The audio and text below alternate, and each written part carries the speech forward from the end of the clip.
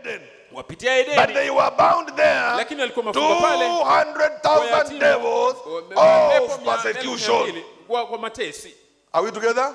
Now, so we find that Euphrates was a river that was coming from Eden, and this river, the prophet comes and says, Abraham crossed this river to get into the promise. I hope you are with me. Now, let us go to slide number 5. All right? Are we there? This one is the book of Isaiah, chapter 18, verse 1 to 3. Woe to the land shadowing with wings, which is beyond the rivers of Ethiopia. Remember, one of those rivers was going to Ethiopia. Hope you are with me? That sendeth ambassadors by the sea, even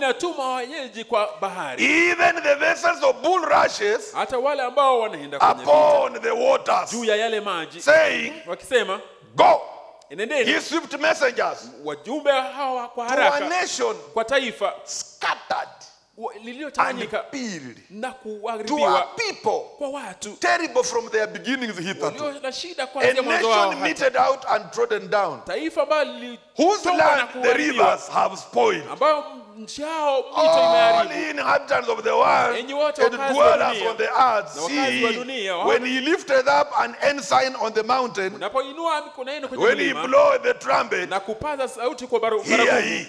So there are ambassadors coming from a land that shadowed Ethiopia in vessels of bulrushes and crossing a river to go to a land that has been scattered and scattered. And then the Bible says, when he lifted up an ensign on the mountain and he blowed the trumpet, hear ye.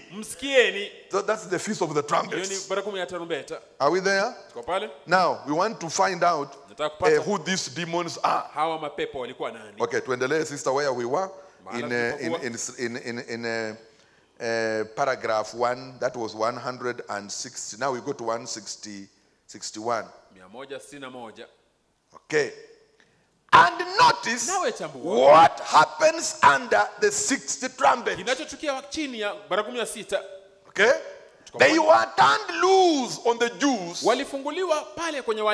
The persecution of the Jews, supernatural devils, nearly 2,000 years, then loosed by Stalin, Hitler, upon the Jews. You say, well, that is in Roman. Hitler is in Roman. That is a German. Stalin, those are not Romans. So you say, well, that is in Roman. It is the same spirit. They done the same things they did to the Christians in the old pagan Roman days. Now watch the natural Israel and the spiritual church now, as we separate it here, turned loose on the Jew. You remember under the 6th seal, how every one of those martyrs, according to the word of God, received the robe. That's the 5th seal. It was given to them by grace because they are blinded that they can't see their gospel, that these people might be called out of the Gentiles for the bride. They were given robes. The Bible says here under that trumpet, them Jews who absolutely is against Christ and everything, the reason they are is because the Bible said they are blinded. And they were blinded for your sake. And just God knows that they should receive it. That they would receive it. But the just God knows that they would receive it. But they were made blind for your sake. The Bible says so. There is that Roman Empire bound there by what? By the ecclesiastical powers, which Rome ambayo Urumi, pagan Rome, ile Urumi ya kipagani, became Papal Rome, inafanyika ya kipapa, and was bound there na ikafungwa pale in its tradition katika mifungo yake Christian. ya Ukristo. Now listen close. Asikiza makini.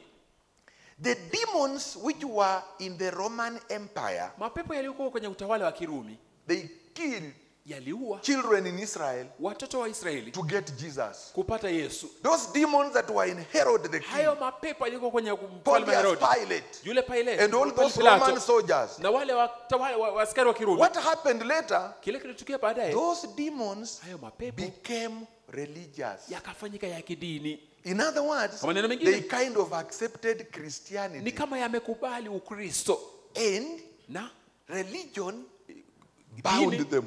Dini ikawafunga.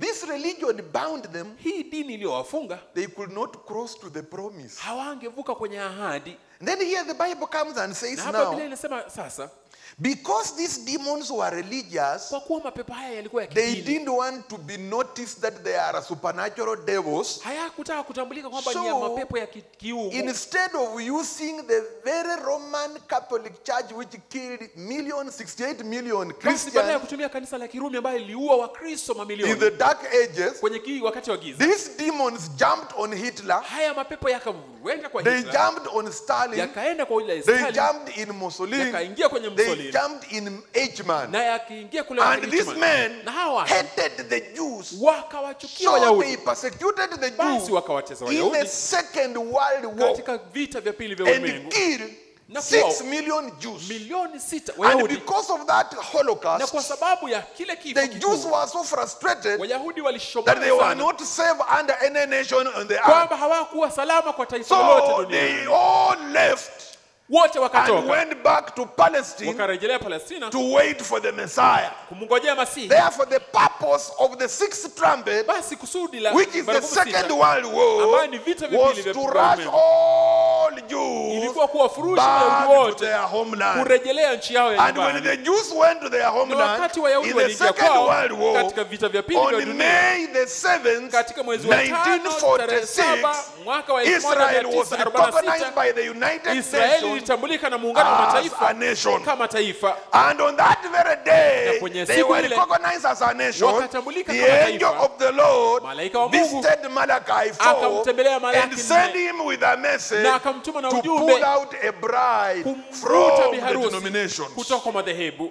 Are you together? Pamoja. And Israel Na got her Israeli independence in 1948. wakapata kujitawala kwenye mwaka But they were 1948, recognized as a nation lakini in walitambulika kama taifa kwenye mwaka wa 1946. 1946. Please separate the two things. Tafadhali tenga haya And that mawili. was the period Na hiyo when ilikuwa the Second World War Wakati vita vya pili vya dunia had just ended. vilikuwa vimeisha tu. Bwana asifiwe sana. Amina. The First World War Vita vya kwanza vya dunia was going to kill almost everybody. ilikuwa kuua kila mtu, yatima And kila if it mtu. would have killed Na everybody, kama wangeuao then the wote, Jews would not have been sealed basi Wayahudi hawangetiwa by muhuri the Holy Ghost. kwa Roho Mtakatifu. So God Basi Mungu stopped the First World War akasimamisha vita vya kwanza vya in dunia order for the Jew ili Wayahudi to go back to Palestine kurejelea Palestina and be sealed. na kutiwa muhuri. And for them to go, Na ili he kwenda stopped the First World War akasimamisha vita vya and kwanza vya allowed dunia the Second na World War kuruhusu vita vya to pili vya take them dunia to Palestine. kuwatorosha na kuingia And Palestina. now that they are in Na Palestine, sasa kwamba wamefika they are Palestina, waiting for the Messiah. wanangojea And Masihi. then the Third World War Basi vita vya will tatu vya come. dunia vitaja. Are we together? Kwa Please moja. follow the chronology of events. Tafadhali fata mwondoko wa matokezi.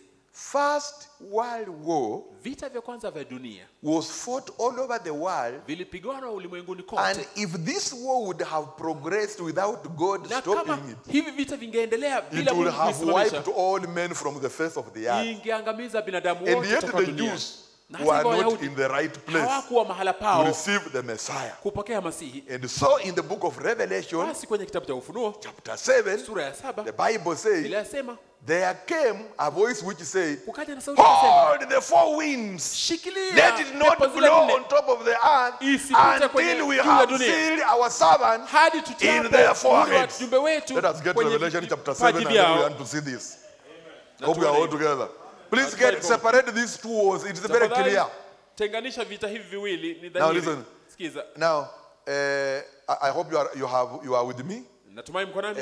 If you are very keen with this, mkiwa makini na hili, let me put it this way. Wacha niweke hili.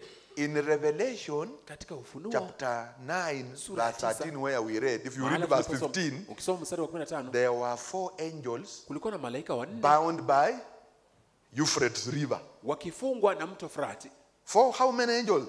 Malaika wangapi? 4 angels. Malaika wanne. And when they were loosed, na wakati waliachiliwa, that's when now 200 million demons came out. Hapo ndipo pepo yale now look at Revelation chapter 7. Angalia Ufunuo there are also those 4 angels. Pia kuna wale malaika wanne. Are you following? Angalia after these things, baada ya mambo haya, I saw 4 angels nikaona malaika wanne standing on the 4 corners of the earth. Katika pembe. What were they doing?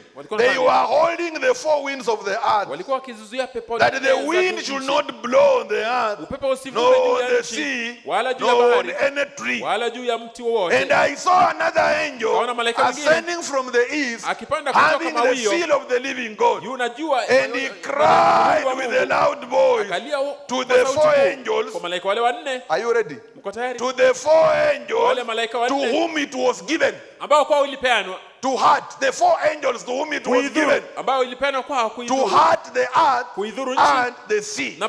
Saying, hurt not the earth, neither the sea, nor the tree, till we have sealed the servants of our God in their foreheads. And I heard the number of them that were sealed. They were sealed 144,000 of all the tribe of the children of Israel. Tuko pamoja. Tulikuwa na malaika wanne kwa pembe 4 za dunia, wameshikilia nini? Wameshikilia upepo ni uo. Na hiyo upepo ilikuwa ni uwe watu wote.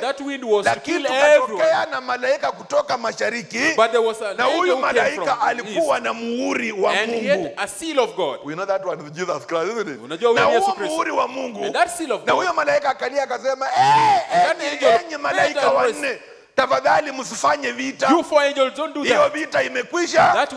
Ngojeni kwanza, tuko na Wayahudi 144,000 lazima waende kule Palestina ili wajazwe na Roho Mtakatifu, ndio sasa muendelee na vita vyenu. Then you can continue with your war. Are you following that? That was during the first World War. Alright. Then so the world was stopped. The first world was stopped. Then what followed now? That was in 1918. Now, then after some time, around 1940 something there, 45, there was a second World War. What was the purpose of that World War now? To chase all Jews until they go back to Palestine. So they went to Palestine, and they are there up to now. They are waiting. So the first World War is gone. Second World War is gone. So we wait for a third World War. But before that happens, the Jews must be in their homeland waiting for the Messiah. And the Messiah cannot go to the Jews when the bride is still here.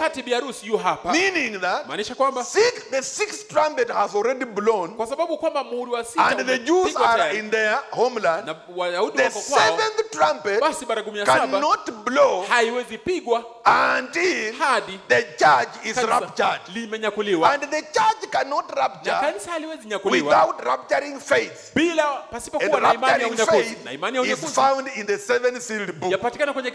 So God, after the 6th trumpet had sounded, before he sounds, they allow the 7th one, he has to bring in Revelation 10 for a mighty angel to come down from heaven with an open book and hand it to the 7th angel who is standing on Sunset Mountain, and tell him, go east and break this book to my people so that you can release their names. And by this book now, you and I have been called out of the church age, and we are gathering in Jesus Christ by one Spirit. Then when that one, the last member, comes in, then the rapture takes place. And when the rapture takes place, wakati unyakuzi unatukia, Revelation chapter 11 immediately comes in. Those are two witnesses, Moses and Elijah, taking the seventh trumpet to the Jews. And that will happen when the bride is in heaven. And when this is going on here on earth, the bride is having communion with Jesus in heaven for 3.5 years, while the great tribulation is falling here on the earth. When the tribulation is over, the bride comes back on the earth with Jesus to start the millennium, which will be an Eden, a honeymoon, so that they can complete 1,000 years. Because Adam and Eve were to complete 1,000 years, but sin came in and cut short their honeymoon. That honeymoon can never disappear. It must be completed. So if you are here and you never completed your honeymoon, go back. Na hukumaliza fungate rejelea. If the church is with me, say amen. Kama kanisa liko nami semeni amina. I hope we are following the trumpets, please. Nafuata tu zile baragumu tafadhalini. So are we there together? Tuko pale pamoja. So where are we standing now, church? We are between the sixth trumpet tuko kati ya baragumu ya and sita the seventh trumpet. What is the sixth trumpet? Basi baragumu ya sita The Second World War, vita vya pili vya dunia, masterminded by Hitler, Stalin and other world dictators to kill the Jews. Why did God allow this to happen? So that the Jews could be driven into desperation and live wherever they were scattered and gather in Palestine to wait for the seventh trumpet. Now, that was the purpose of the Second World War. I hope we are all together. Now, so I'm reading this now, so that we are all together. Give me 540514, paragraph 268. Amen. 540514, paragraph 268. You want to read that? The Feast of the Trumpet. And the problem with you maybe and me is that you become too spiritual that you don't see the Bible happening around you. You think the Bible has some supernatural things that are happening elsewhere. You are just told a story, but you are not able to see these things happening with your own eyes. Now go down a little so that we save on time. The second paragraph. There we are. Look, about 40 years ago, let us think back, we look around, watch close. There was a great rumor went forth. A first world war. For the first time in all the world's history, a world war. Where was he starting for? Right straight into Germany. What happened? Strange. No one knows till this day how it stopped. Nobody knows. Read the decline of the world war. Every volume I've read it. There is not one person. The only thing they know, there was an order come forth, surrender. No one knows who gave it and why. Oh God, you are going to call me a whole roller anyhow, so I might as well act my feelings. Look how thankful I am for the Holy Spirit to be here at the platform to reveal. Notice, they went forth, every man come to the world, coming to the world, slaughtering weapon to utterly destroy everything in a world war.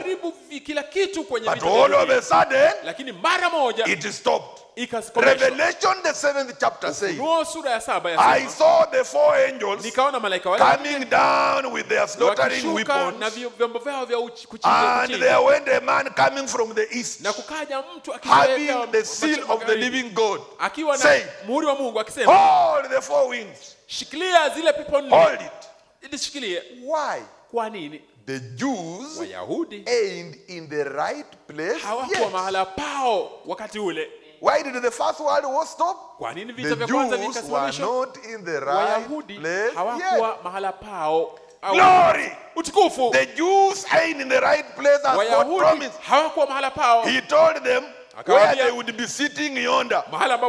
He said, when you see the fig tree putting forth akasema branches, ukiona mzabibu ukiweka no, the matawi time is now. ujue basi wakati And when umewadia. you see the Jews returning Na to ukiona Palestine, Wayahudi wakirejelea no, Palestina, the time is ujue now. wakati upo. So when you hear the fig tree putting forth branches, it is the Jews returning to Palestine and Israel being recognized as a nation. Please, when you read the Bible, remove these things of fig trees and apply the real meaning of the scripture, because we are living in the days of the seventh angel. The mystery of God is finished. Unaona mtu anasoma Biblia anaona avocado tree, anaona mafig trees. You read and you see an avocado tree and see that. haupaswi kuona hivyo. This generation will not pass off till the all these things be fulfilled. Hadi mambo haya yatimike. And brethren, the last 7 years is the first time that the Jewish flag has ever flown in 2,000 years over Jerusalem. Yes, 2,500 years. Amen. The Jews wasn't right where it could. But he said, hold. Hold, why? Why hold? Watch. There was some Gentiles yet between the age of Wesley and the age of Pentecost had to come in before Pentecost went into the Laodicean church. There was an open door set before the church, open to whosoever will let him come and drink from the fountain of the waters of life freely. Open door said, oh my, and he said, why? Jesus said, a man went out and he worked. Another man went out another hour and he worked. Another man went and worked. And one man went out at the 11th hour. And when he stopped at the 11th hour, he gave every one of them the same portion. The 11th hour. They wondered why. Why did he got the 11th hour, everyone coming in? Martin Luther worked. Walked under Luther's dispensation, died in grace. Others shouting Methodists that died under Wesley's age, died in grace. We are living in another age, not back there here. Mother used to go in an ox cart, and we go in a model V8 Ford, almost jet propelled. That's right. We are living in a different age altogether. And we are living in a different dispensation. We are living in the day of the restoration of the powers of God. And Christ said would be the powers yonder like they did in the beginning. We are living in another age. Don't look back there to Wesley, Methodists and all these Baptists and Presbyterians. Look here to the Jesus Christ, the author and finisher of the faith of the Bible. Hallelujah. Now, he said, hold it until what? The 11th hour people will come in. The last calling of the Gentiles. Mother worked there. Dad and them worked here. Grandmother worked back here. There, this is our age. The 11th hour. The world was stopped on the 11th month in a year, the 11th day of the month, the 11th hour in the day, the 11th minute in the hour, that the 11th hour people might come in. What? Receive the same baptism of the Holy Ghost that they did back there in the beginning, to bring back the power and the resurrection of the Lord Jesus Christ. Same signs and wonders. What is it? The wars are struggling here, struggling there, struggling here, struggling there, trying to the atomic bombs and everything else are built up, but they can't do it. They can't do it. Which war? The Third World War. Did you get the point? The wars are struggling here. They are threatening to start here. They are threatening to start here. It's just like they are going to start here. But we are told no war until the Jews get a visitation of the baptism of the Holy Ghost. The angel said, hold it till we seal the servant, not the bride. The Gentiles never was a servant. We are sons and daughters. That is the servant, the Jews. Abraham was God's servant. Hallelujah. Na sikiza vizuri, ukiwa wewe ni bibi harusi, and if you are the bride of usiwahi kuwa Jesus, na wasiwasi ati vita vikuu vya tatu vitakupata. you should not be, Kwa fearing about the sababu war. vita vikuu vya tatu vya ulimwengu That world war haviwezi piganwa kabla cannot be Wayahudi fought hawaja nini? Wajapokea Roho before the Jews have Mtakatifu. received the Na ili Holy Spirit. Wayahudi wapokee Roho And so that the Jews can receive the Holy bibi harusi Spirit, atakuwa ameenda wapi? the bride will be Atakuwa where? amenyakuliwa. The bride will have raptured. Sasa wewe omba tu, So relax. you just pray and endelea utulie kupokea neno la Bwana. and continue Kama ni speaking the word of kaugali God. kula, kama ni kamukimo If it's kula, ugali, just ukirelax, continue eating ukigojea and kwenda relax. nyumbani. Usiwahi Just kuwa na wait going wasiwasi. home. At the third world war will never get you when you are Vita here. vya- If you find huko katika vita vitatu vya ulimwengu, when you then find you will yourself miss you are in the the third rapture. world war, basi inamaanisha umekosea unyakuzi. We are all together. Natumai tuko pamoja. Amen. Amina. Now we have a sure word of prophecy. Na tunalo neno hakika la Now, unabii. I have done two things in this sermon. Number Nimefanya one, mambo mawili kwenye I ujumbe have huu. defined the sixth trumpet. Nimeeleza baragumu ya 6. Number two, Ya pili. I have showed that we are between the sixth Nimeonyesha trumpet tuko kwenye baragumu ya and the 6 seventh trumpet na baragumu ya 7, by showing you kukuonyesha the achievement of the first world war maafikio ya vita vya and kwanza the vya dunia achievement of the second world war maafikio ya and what vita we vya are pili vya looking dunia. forward to. Na kile ambacho We tunatazamia. have said that the first world Na war, tumesema kwamba vita vya kwanza vya dunia it was a war Vilikuwa that vita. targeted the Jews vilikuwa vinaelekezwa kwa to kill Wayahudi them kuwaua before kabla they could reach where? In the promised ya land. kufika kwenye They nchi were ya in the ahadi. wrong place. Walikuwa mahala If makosa. that war would not have been Kama stopped by hivyo vita Jehovah, havingesimamishwa, no Jew would have been saved. Hakuna Myahudi So angeokolewa. God said, stop it. Basi Mungu akasema So it komesha is hilo. stopped. Basi akakomesha. At the 11th, in the 11th month Kwenye mwezi wa of the 11 year, kwa mwaka, at 11 minutes to 11, kwenye mwezi siku ya 11 ya it was the mwezi 11th hour, ilikuwa saa ya 11, so that the Ili kwamba 11th hour people can wale come in. watu wakati wa 11 Now saa wa listen, 11 who waingie. are these 11th Basi hour? hao watu wa saa la 11 ni wakina It's nani? we Gentiles. Ni sisi wa mataifa. Between the age of Wesley Kati ya kizazi cha Wesley and the end of Laodicean na kizazi churches, cha Laodikia there was an open door kulikuwa na mlango for uliofunguliwa us to receive the Holy Ghost. ili tukapokea Roho Mtakatifu. Can you see that's why the war stopped? Naweza ona hivyo. Watu wanafikiria tu ati hawa jamaa walipigana vita wenyewe wakachoka. No, just all think these these things people are fought. under the control of God. Haya mambo yote yanadhibitiwa na Mungu. Now, just a few things before we close. Mambo machache tu kabla ya kufunga. While we are still in the Feast of the Trumpets, tukiwa which tu hapo is kwenye karamu ya tarumbeta. 640719M, sister, give us a paragraph. I want just to read something here. Nataka kusoma kitu hapa. Paragraph 212. I want you to see Nataka muone this Roman Empire reviving. utawala wa Kirumi ukiuishwa. Amen. Are we there? Tuko pale. Okay, 212. Now, I want you to listen. Nataka msikize hili. Revelations chapter 9 verse 1.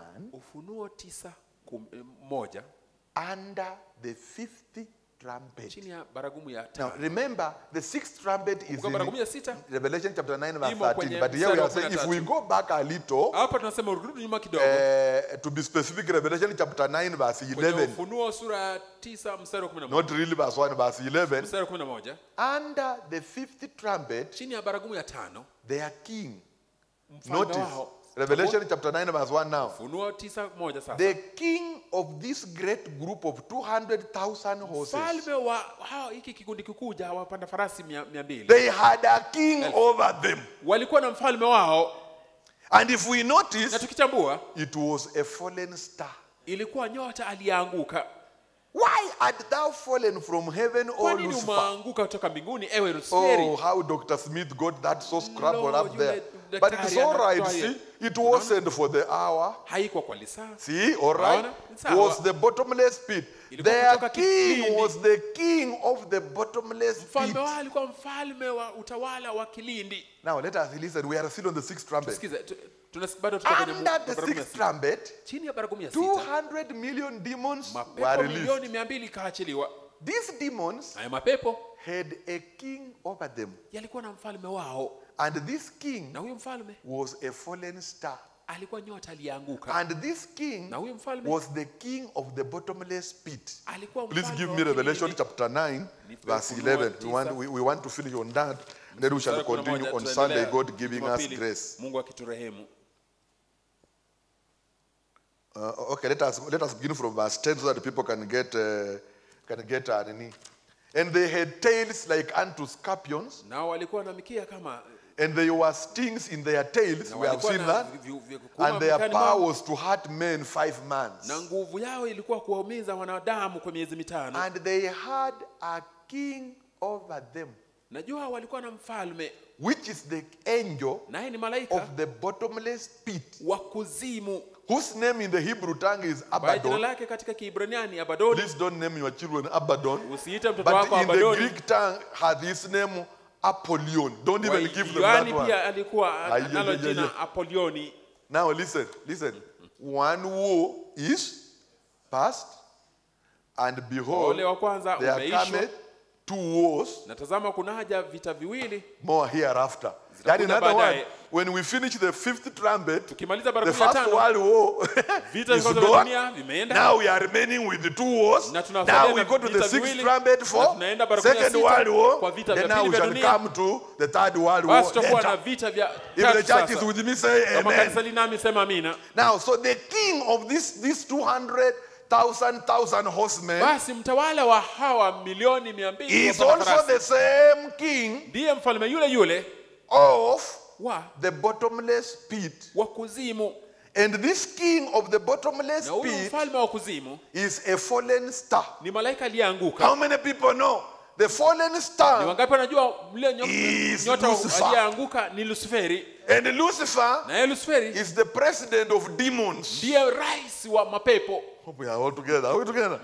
Now, so you can, these 200,000 horsemen, they are not just natural horses. These are spiritual demons or devils under Lucifer. Now, the question is, church, why is this connected to the revival of the Roman Empire? Are we together? Now, just give me a bit of 10 minutes and we shall be done. Will you allow me 10 minutes and we go? Amen. Now, we go to Revelation chapter 12. And let us go to verse 1. Pole. I want to find out. Tunafuata hii kitu mpaka tushike mwisho wake, tujue what it is. Following this thing so that we can get to its end. So keep it with me. Okay. And there, look at the way the book is written. They, you know what the Holy Spirit does? Takes something, puts it in Revelation 7, then he takes what should come immediately and without a prophet, you can't be saying that, you know, I've just been reading the Bible, studying it. And it's such a great time. What are you reading? How can you read the Bible without that? You know, I've just been reading, I've gone through Revelation chapter by chapter. It's not arranged. Things don't go chapter by chapter. That's right, bro. That's right. And we are following a story. Now listen. And there appeared a great wonder in heaven. A woman clothed with the sun and the moon under her feet. And upon her head a crown of 12 stars. Now, this is not a natural woman. Because you can see she's crowned with 12 stars. This is a church. The sun is the New Testament and the moon is the Old Testament. The Lord that is passing away. Okay? Now listen. Now, and this woman, and the way the Bible is written, listen, this woman is a natural woman, and at the same time, it is a church. Are you there? And she being with child, cried, travailing in birth, and pained to be delivered. And there appeared another wonder in heaven. And behold, a great red dragon. This is very important. This phrase you must have it. Having 7 heads and 10 horns. I always want you to know, if you see any beast with 7 heads and 10 horns, be alert. And 7 crowns upon his heads. And his tail na mkio wake drew the third part of the stars of heaven wakokota theluthi tatu ya nyota za mbinguni and did cast them to the earth. na kuziangusha katika nchi. Now, how many people know who this dragon is? Basi huyu nyoka ni nani? Wangapi wanajua? Lucifer. Is Huyo that ni right? Lucifer. Hiyo ni sawa. Listen. And the dragon Na yule joka stood before the woman akasimama mbele ya yule which mwanamke was ready to be delivered aliyekuwa tayari kuzaa, for to devour her child as soon as it was born. ili akamwangamiza mtoto yule wakati tu amezaliwa. Are we there? Tuko pale. And she brought forth a man Naye child akazaa mtoto wa who kiume was to rule all nations yeye atakayetawala with the rod mataifa of yote iron. kwa How fimbo many ya people know who chuma. this child is? Ni wangapi wanajua huyu mtoto ni nani? Jesus Christ. Yesu Kristo. So who is this woman? Basi mwanamke huyu nani? Mary. Ni Mariamu. Are we together? But I want you to run it this way. Na wapeleka hivi. There is another woman, Kuna mwanamke mwingine. and the word is in her the way it was in Mary. Neno li ndani mwake jinsi lilivyokuwa katika Mariamu.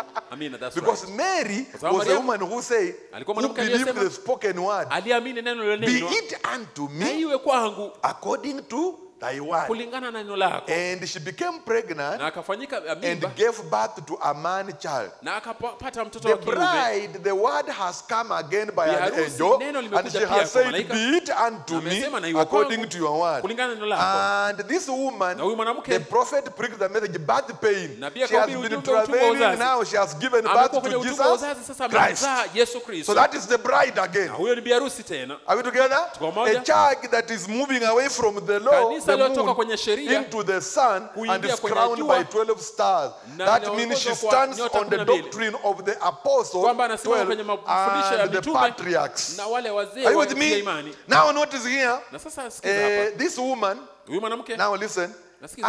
and her child was caught up unto God Na mtoto wake akanyakuliwa kwa Mungu and to his throne. na kwa kiti chake cha That enzi. is Mary now. Huyo ni Mariamu sasa. And the woman Na yule mwanamke fled into the wilderness. akakimbia nyikani. Mary fled to Egypt, is that right? Mariamu akakimbilia kule Misri. Where she had a place prepared for of God, Ambapo ana mahali that they should feed her there ili wamlishe huko 1,260 days. 260. That's 3.5 years. Hiyo ni miaka 3 na nusu. Now I want you to notice, the bride is very pregnant. Bibi harusi yuna mimba.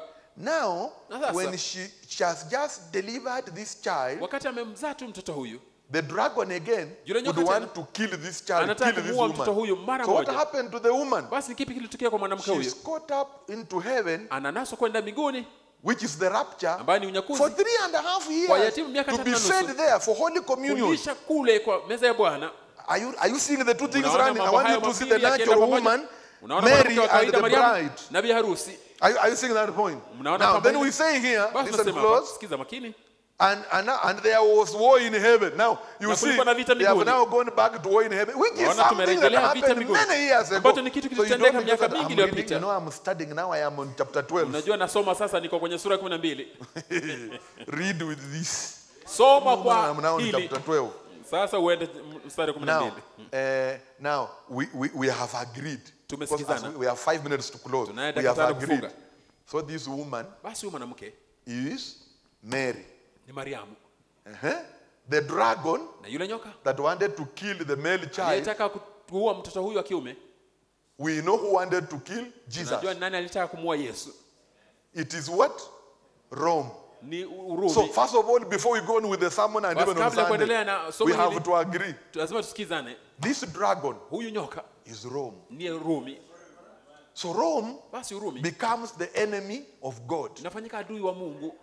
Rome Urumi has persecuted the church. amelitesa kanisa. Rome Rumi persecutes the Jews. ametesa Wayahudi. But Rome Lakini Roma was pagan.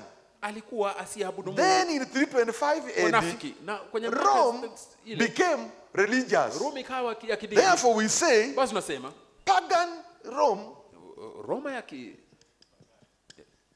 became ikafanyika papal Rome. ya kipapa, Roma ya kipapa.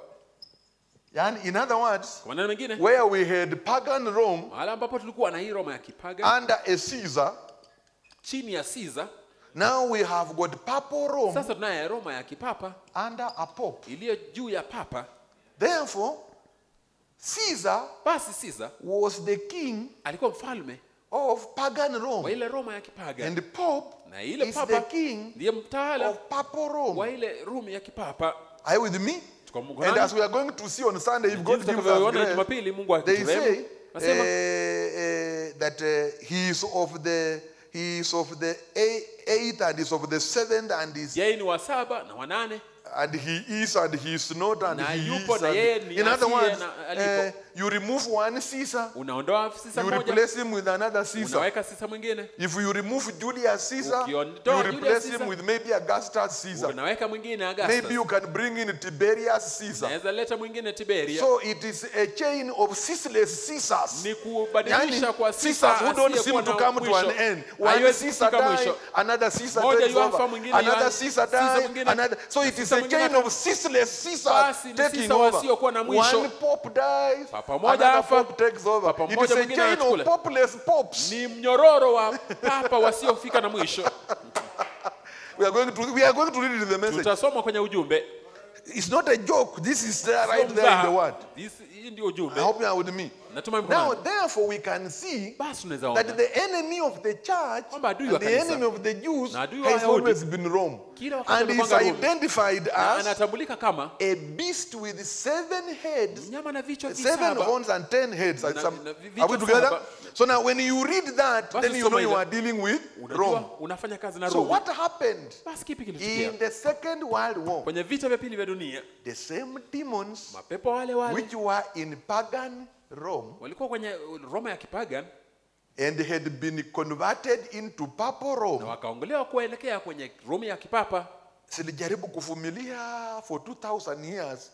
Unajua sisi ni wa kidini, tukionyesha kichwa watajua sisi ni waongo. So if we manifest ourselves then we will not be known that we are. Kasema hapana, wacha tufanye kitu. Let's do something. So kikaruka na kaingia kwa Hitler. So it went into Hitler, Stalin and the world dictators. Na wale watawala kiimla. They ruthlessly killed Jews. 6 million of them.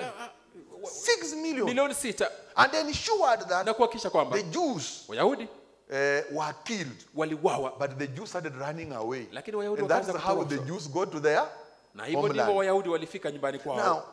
Now they reached the homeland. Wakati walifika nyumbani kwao. I'm now finishing. On May the 7th, 1946 now, when Israel became a nation. Wakati Israeli ilifanyika taifa. Are you listening? Mwasikiza? The same time Israel became a nation. Wakati ule Israeli ilifanyika taifa. Another event was taking place. Jambo lingine lilikuwa linatukia. An angel malaika visited Malachi 4. Alimtembelea Malaki 4. And sent him na kumtuma with a message na ujumbe to call the bride. Kuita biharusi. At the same time, na wakati ule those demons wale mapepo which had now taken the Jews back to their homeland, ambao walikuwa wamerejesha Wayahudi kwao, they came yakaja and entered the churches na kuingia makanisa. And when they entered the churches, walipoingia makanisa, they rejected yaliwakataa the message ujumbe of Malachi 4. wa Malaki 4. Please follow the events. Tafadhali fuatilia matukio haya. Wacha tumalizie hapa. Mapepo imefikisha Wayahudi nyumbani. By the way, do you know that sometimes Israelites to their homeland? An night runner can chase you on the road and escort you to your home. Mkimbiaji wa usiku anaweza kufurusha mpaka kwako. Kama tungekuwa na wakora hawatakuua, maana kuna mtu anakulinda ingawaga anakukimbiza kabisa. Unaona amekufikisha nyumbani. Somebody who is with you but he's sasa mapepo yalifukuza wana wa Israeli mpaka ikafikisha wana wa Israeli nyumbani. And the children of Israel were in the homeland. Walipofikisha nyumbani wakasema, when they arrived home, wacha tutulie kidogo. Let's relax and make sure that then Israel was declared a nation. Basi Israeli itakatangazwa taifa. After Israel was declared a nation, baada ya Israeli kutangazwa taifa, the same time, wakati ule the angel of the Lord, malaika wa Mungu, appeared to Brother Branham. May the 7th, 1946. Mwezi wa 5 tarehe 7. And so Brother Branham came with a message to pull out a bride. You know what those demons did? They came and entered the Pentecostals and the rest of the churches. And so from 1946 all the way to 1963, the churches could not cooperate with the prophet's ministry. Even the Pentecostals and even the businessmen who are well welcoming the prophet now started shunning the prophet. By 1962, they rejected the prophet's message until he preached a message and said, the present stage of my ministry. Now I have come off the field. Now there's no more cooperation with the churches. When we say that, we are standing on Revelation chapter 3 verse 20. That now Jesus is outside the church and he is he's knocking. And he's not knocking to get in. He's knocking to call you out. Then the prophet says, now that they rejected the Holy Spirit, Son of God, what happens now? He turns around and goes to Sunset Mountain to receive the 7-sealed book. Then the ministry changes from Son of God, now it comes to Son of Man. When that happens, you can see Revelation 10 coming in. So right now, he is revealing himself as the Son of Man because they rejected him and crucified him again in 1963. When the revelation of Son of Man is over, then the church takes a rapture. And now Moses and Elijah, under Revelation 11 as the two witnesses, now they will blow the 7th trumpet to the Jew when the church is in heaven for 3.5 years with the male child. Jesus would have been caught up now in heaven for safety. If you are with me, say amen. How many people are? Show me the hand. And let us stand on our feet one just to sing and go home, man. Amen. You see what the 6th trumpet is? Hallelujah. That is the 6th trumpet. And the 6th trumpet is the Second World War. Please don't confuse. It is the Second World War. The First World War was an announcement. The Second World War, we want to sing song number 170, Where Could I Go? As we just want to pray. You believe with all your heart, the Bible is true. Oh, we are living under Revelation 10, where the Son of Man is being revealed because the churches rejected the Son of God. Now notice, when the Jews rejected the Son of Man, he turned on the day of Pentecost and revealed himself as Son of God. Now the churches have refused Son of God. He turns again and is revealing the Son of Man. Are we together? Hallelujah. Living below in this so simple world, hardly a comfort can afford. Striving alone to face temptation, so where could I go but to the Lord? Where could I go?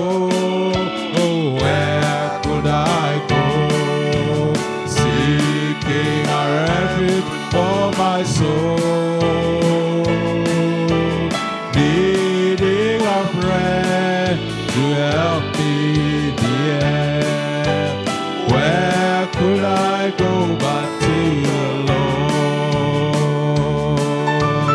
Neighbors are kind, I love them everyone. We get along in sweet accord. When my soul is manna from above, tell me where could I go back to the Lord?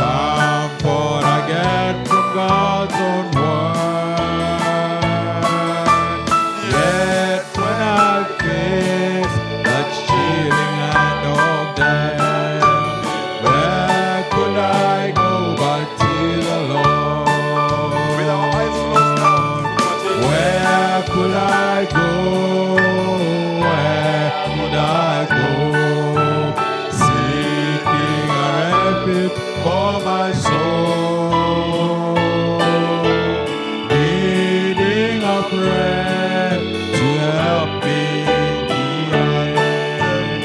Where could I go but to the Lord? Precious Heavenly Father, we have one desire in our heart, Lord, that this angel of Revelation 10, who has descended here on Sunset Mountain to bring the seven-sealed book, that Father, let us recognize what has happened in this evening time. Let us recognize, Heavenly Father, the attraction that is on the mountain, the 11th day workers receiving the baptism of the Holy Ghost, just the way the other workers in the morning received the baptism of the Holy Ghost on the day of Pentecost, Heavenly Father.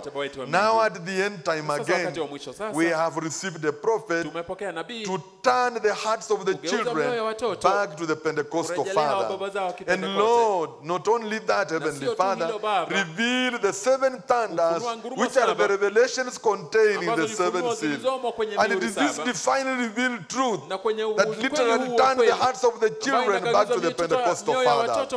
Heavenly Father, may we accept this revelation of the Son of Man. For through this revelation, you pour the Holy Ghost into the hearts of the believer. The opening of the Word taking place, which is the Son of Man being revealed. Help us, Heavenly Father, to gather rapturing faith into our hearts, Lord, as we wait for your coming in the air, that when you rapture us, Heavenly Father, we shall go to heaven.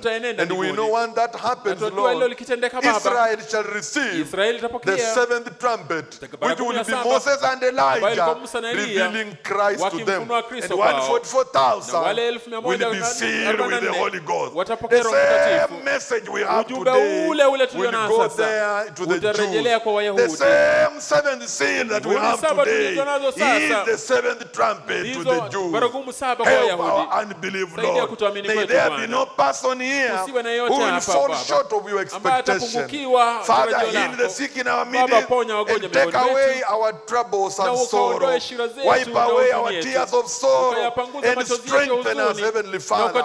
Give us the new birth, Lord Jesus. Thank you for the message. As we go home, Father, take us safely to our home. If there will be a tomorrow, Lord Jesus, bring us back again to fellowship around your word is our prayer. We ask this in the name of Jesus Christ. Amen. You may be seated for dismissal. Friends, God bless you. You are dismissed as they sing the dismissal song. Those of you who attended the funeral of the father to our deacon, Brother Joseph Ndungu Ketita, we thank God for you. May God bless you for standing with our dear brother. God bless you. Our brother can sing a song of dismissal. God be with you till we meet. Remember, this coming Sunday, we have the Holy Communion. It's also a special Sunday where we shall have some special singers to sing songs of victory.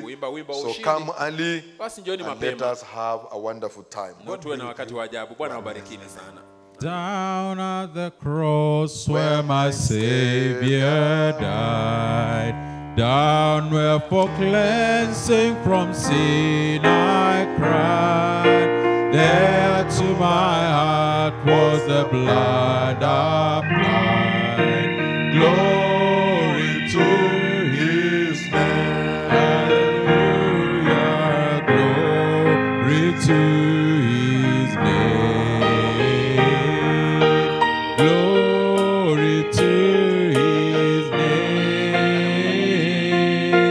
There to my heart was the blood applied. Glory to His name.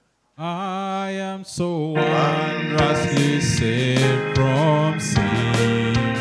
Jesus so sweetly abides with me. There at the cross where He took me in. Glory to His name. Hallelujah. Glory to His name.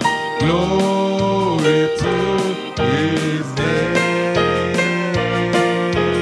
There to my heart was was the blood applied.